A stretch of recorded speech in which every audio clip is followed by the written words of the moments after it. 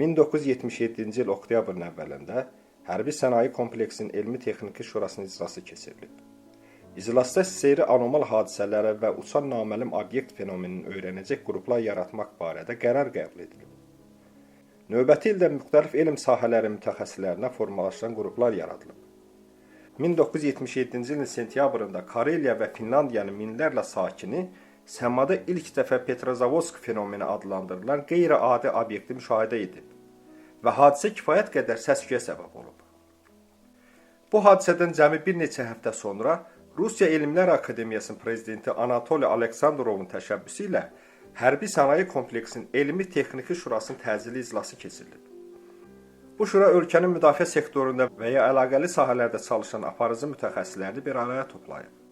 Rəsmi olaraq Aleksandrov bu tədbirin əsas ilham vericisi hesab edilsə də, ölkənin ən yaxşı ağıllarının təcili toplantısının əsl təşəbbüskarının Dövlət Təhlükəsizlik Komitəsinin sədri Yuri Andropov olduğu barədə fikirlər də mövcuddur.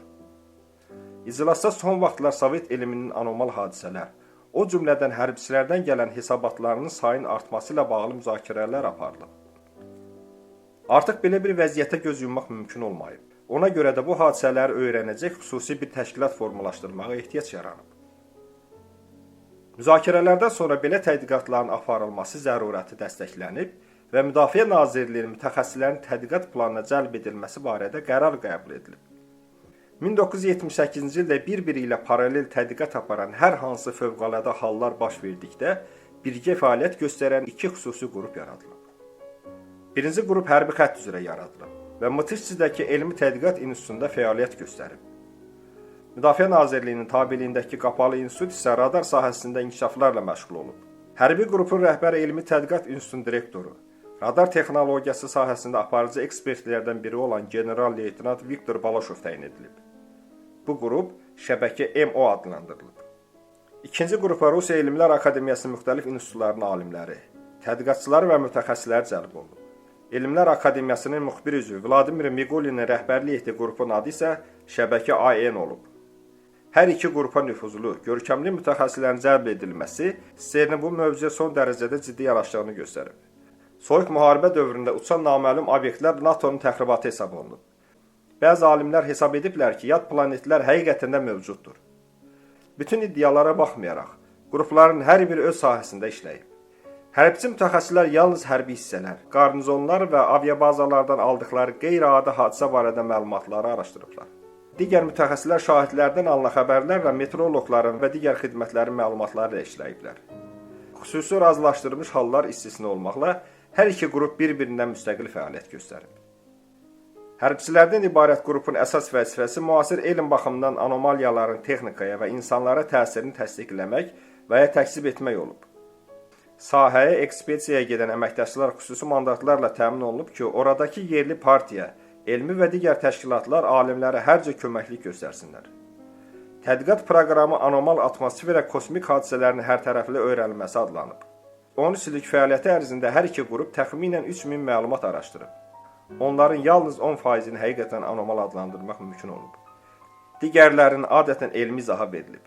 Əksər hallarda bu, raket və peyk buraxılışları, hava şarlarının müşahidələri və təbiət hadisələrinin nadir birləşmələri haqqında olub.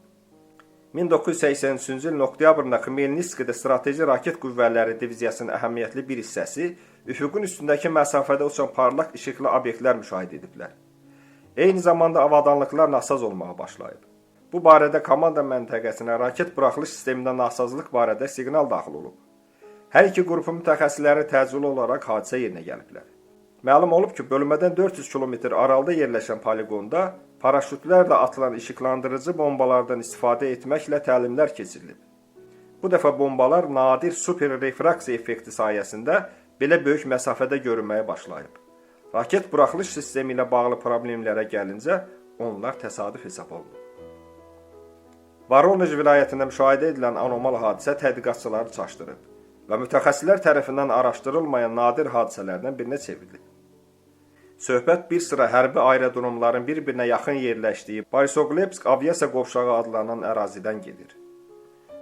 1984 və 1987-ci illər arasında bu ərazidə dəfələrlə naməlum obyektlər müşahidə olunub. Onlar həm pilotlar tərəfindən, həm də radarda naməlum obyektləri aşkar edən yerüstü radar stansiyasının nəzarətçiləri tərəfindən qeydə alınıb. Bəzi hallarda obyektin görünüşü qəzalara səbəb olub. Ancaq mütəxəssislər bu fenomeni aydın şəkildə izah edə və müəyyənləşdirə bilməyiblər. Postsovet dövründə bəzi Rusiya ufoloqları hesab edib ki, qruplar yad planetlər haqqında məlumatı gizlətməklə məşğul olub. Ufoloqların fikrincə 1980-ci ilin mayında Qazaxstana göndərilən ekspedisiyanın rəyi gizlədilib. Orada yerli sakinlərin dediyinə görə işıq saçan topun enişini, təpədə yanmış izləri və çox hündür humanoid fiqurları müşahidə ediblər. Tədqiqat proqramına daxil olan Yüksək Temperatur İnstitutunun bir neçə əməkdaşının oraya ekspedisiyaya getdiyi məlumdur. Alimlər bunun güya yerli xuliqanların işi olduğunu və biraz əylənmək qərarına gəldiyini söyləməklə yerli sakinləri yola veriblər.